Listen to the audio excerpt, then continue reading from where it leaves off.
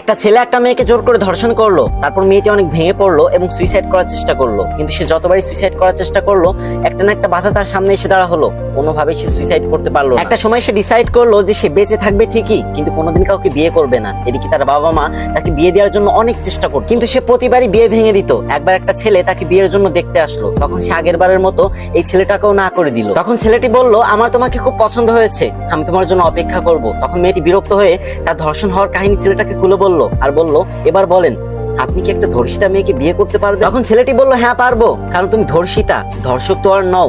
এই ভিডিওর শিক্ষণীয় বিষয় হচ্ছে এটাই, বর্তমানে আমাদের সমাজে কোনো মেয়ে ধর্ষণ হলেই আত্মহত্যার পথ বেছে নেয়। বোন, তুমি পর্দায় থাকার পরেও যদি কোনো ছেলে তোমাকে ধর্ষণ করে, তাহলে তুমি সুইসাইড কেন করতে যাও? এই দোষ তো আর তোমার নয়। নিজেকে বাঁচিয়ে রাখো আর ওইসব খারাপ মানুষদেরকে চোখে আঙ্গুল দিয়ে দেখিয়ে দাও যে নারী মানে ভোগের পাত্র নয়, নারী মানে মায়ের জাত, যাদের ছাড়া দুনিয়াতে আসা সম্ভব নয়। নারী মানেই কারো না কারো বোন, নারী মানেই কারো না কারো স্ত্রী, নারী মানেই কারো না কারো কন্যা। এই ভিডিওটা আমার বন্ধুদের মাঝে ছড়িয়ে দাও। যদি একটা ধর্ষিতা মেয়েও আমার এই ভিডিও দেখে নিজে সুইসাইড প্ল্যান ক্যান্সেল করে, তাহলে আমার ভিডিও করাটা সার্থক।